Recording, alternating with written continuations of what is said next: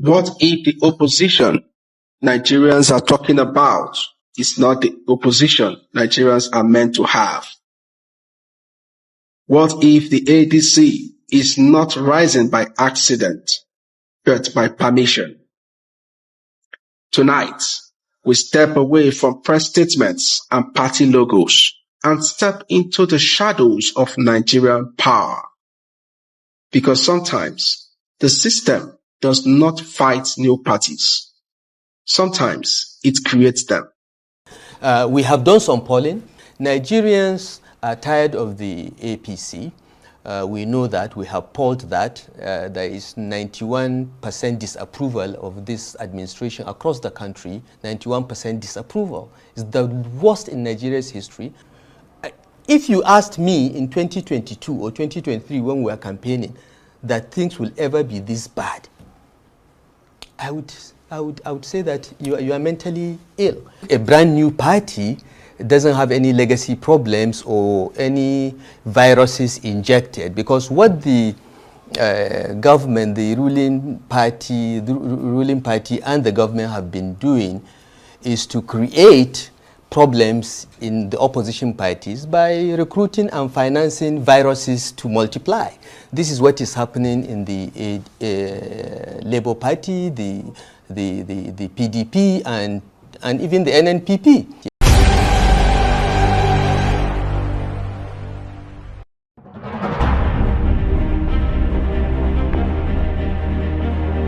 INEC have released the election timetable.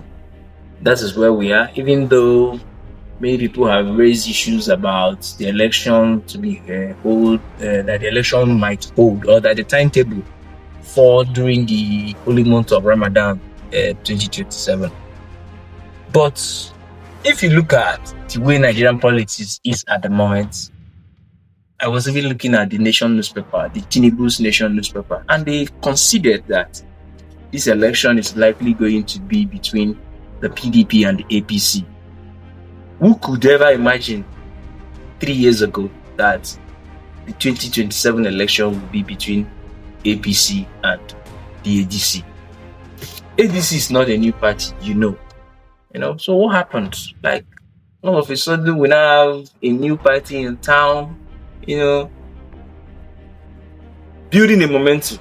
They may not really have all that momentum at the moment, but you can't deny the fact that they are building one. Okay, thank you once again.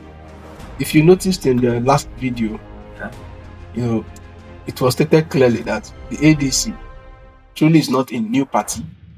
It is just a packaged party of the same financiers, the same negotiators, and the same politicians who have just come together to wage war, so to speak, against the current government, or try to unseat the current administration. But one thing to note is this, and it is the fact that as much as the ADC is a force to reckon with at the moment, Nigerians should take into consideration that it is still the same people who have promised them heaven and earth that are still going about, gallivanting about, telling us the same things, although in a different tone, that they have told us in the last 16 to 20 years. The only difference they have been able to make is to bring in somebody who is appealing to the eyes of the public in the person of His Excellency Peter Obi. Outside of that, if you ask me, it is still the same set of people. And like we really pointed out in the last edition, it is very possible that they are just recycling themselves to make themselves even more appealing to Nigerians. Not like they really wanted a new, wanted change, to come into play in this country. So that is what I think. Well, I differ a little bit. I see the ADC as a child of necessity. If you look at where we have found ourselves as a nation after the 2023 election, it looks like the government in power were able to inject some viruses in the opposition parties that contested the election with them, the LP, the PDP, the NMPP. And these parties have crises that even threaten their existence. That's where I see it. And most people, you see, something is this. No matter what happens, everybody will not accept to be in APC. Everybody is not going to like Bola Ahmed Tinubu, no matter what he does. Not to talk of when clearly he can't even get the real essence of governance. The basic thing about governance, he can't even do it. But that's a topic on its own anyway. Now, most of those politicians who now feel that they must give the president a fight. They must not allow him to contest the election in the post, because it looks like what the government wants to do is 1 year to the election would have been decided. Apart from the fact, because it looks like it's a narrative they are creating. If you watch many media in Nigeria these days, they will sound like Tinubu has never lost an election. Defeating an incumbent is difficult. He cannot defeat this. He cannot do that. He cannot do that. All those things are narrative. And I think trying to destroy those parties and almost turning the country to a one-party state was part of the agenda. So I see the ADC as a child of necessity, and its ability to prove itself, time will tell. But away from that, you talked about these are the same politicians. When you look at some of them in that room, former vice presidents, former senate presidents, former speaker of the House of Reps, there's a former speaker there, former governors, former ministers there, even those who participated in the Buhari's government that just finished about 3 years ago. They are all there. So from that, I just want to get your opinion about those old politicians who are in ADC. You can even look at the former national chairman of APC, John Onyegbu, is also there. So it still brings me to the same thing. Okay. The same people, the same set of persons. Now ask yourself, they were in APC, they were in PDP, but most of them, if not all of them, have all tasted power and tasted what it means to be in government. So why were they not able to achieve those things that they claimed they will be able to achieve now? Well, John Onyegbu was APC's chairman. Yeah. Under President Buhari. Yeah. The former Speaker of the House of Representatives, Aminu Tambuwal. Aminu Tambuwal was also a speaker, the number 4 man of this country, and things went south under Buhari. No, not under Buhari. He was speaker under Jonathan. Yeah, under Jonathan, sorry. And then things did not change for the better. Even though we have now resorted to comparing which demon is better between Jonathan, Buhari, and the rest. But these are the same people who have impoverished the people. So if they did not achieve what they want us to believe they will achieve now, when they were in APC, PDP, NNPP, and what have you, how are we sure they will be able to achieve the same thing? Because for me, this is pure rebranding, this is pure repackaging. And there is no way they will want to compete. The only thing they have decided to do differently is to bring a man, like I said earlier, like Peter Obi, who is very appealing to the people at the moment, so that they can sell whatever ideology. And if you listen carefully in that video again, you will notice that right now, FDC has no clear ideology. They have no clear pathway. They are just focused on gaining the attention of the public and then seize control of the electoral system, and the next thing, bam, they'll start telling you that this is their manifesto. Why have they not been able to give a clear manifesto as we speak? But all we have now is the government is persecuting them, but it doesn't take away the fact that these are the same people. Some of them, they really need to give account of certain things. I concede, exactly.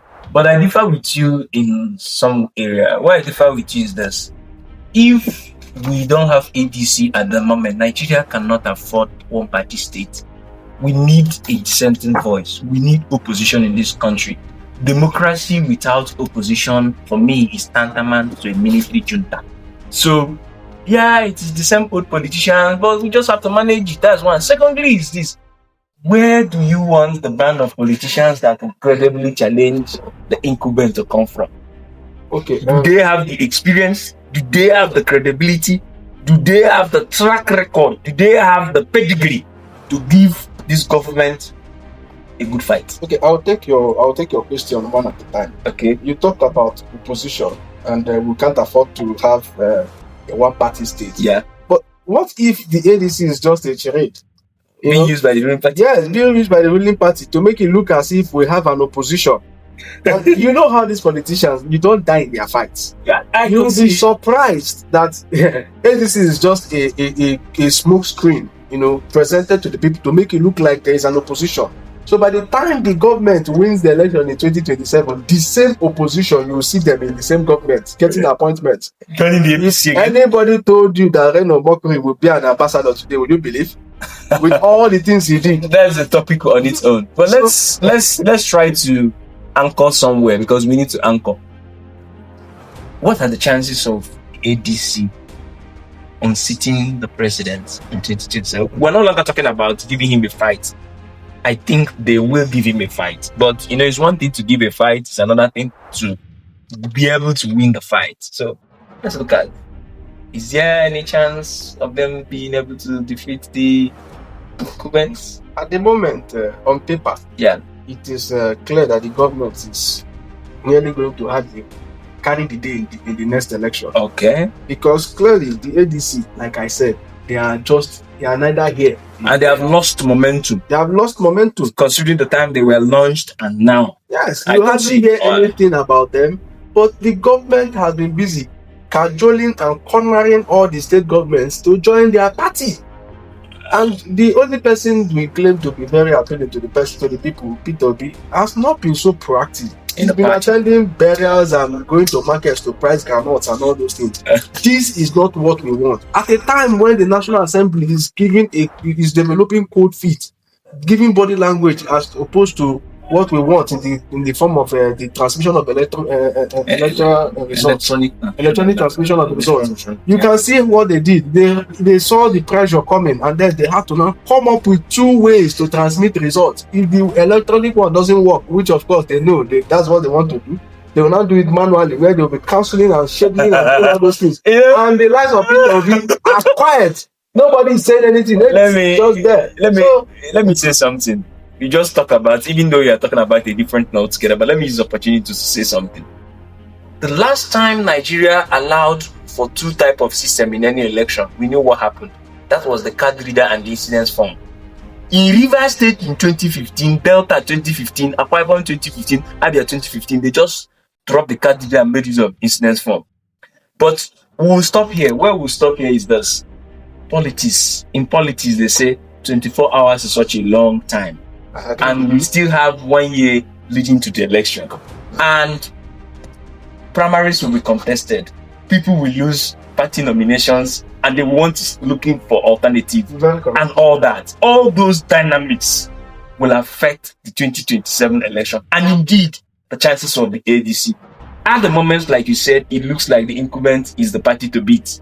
But the coming days will be interested, and we hope that if the ADC is not what I am thinking they are, let them step up. All right. Because it looks like they are just working for the government. I hope the leaders of the APC, the leaders of ADC rather, that this message will get to them. We'll stop here today, and if this video by chance come your way, we would like to get your subscription, subscribe to our YouTube channel, feel free to comment. Your criticism will be more than appreciated. Until I come your way next time, I remain yours truly from this day. I hope we made your day. Thank you. Have a good night.